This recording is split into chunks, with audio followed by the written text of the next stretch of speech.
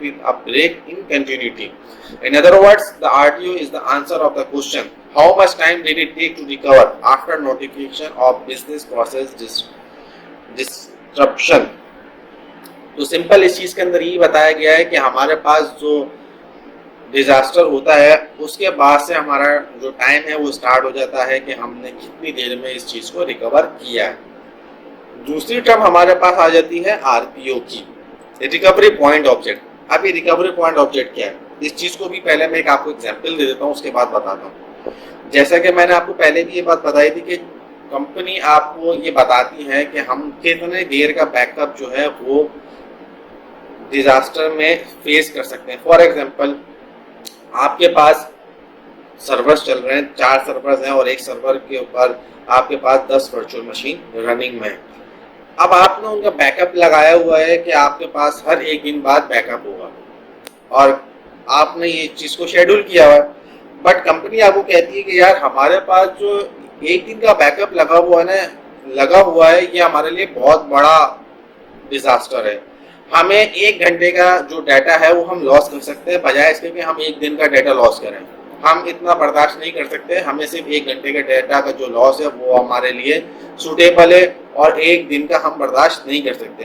तो इस चीज को कहते हैं रिकवरी पॉइंट ऑब्जेक्ट। आप क्या करते हैं, आप उस चीज को ऑर्गेनाइजेशन के हिसाब से लाने के लिए उस चीज के अंदर आप कस्टमाइजेशन करते हैं ताकि जो भी हमारे पास ऑर्गेनाइजेशन की पॉलिसी है उसके मुताबिक हम डाटा को रिकवर कर सकें।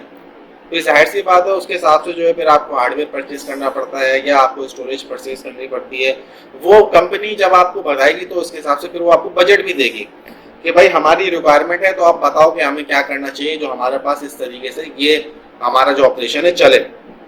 तो फिर आप उसके ऊपर वर्किंग करते हैं या जो भी एडमिनिस्ट्रेटर होता है उसके ऊपर वर्किंग करता है और फिर बताता है कि यार हमें इतनी स्टोरेज चाहिए ताकि हमारे जो ऑपरेशन है वो इस तरीके से स्मूथली रन हो सके।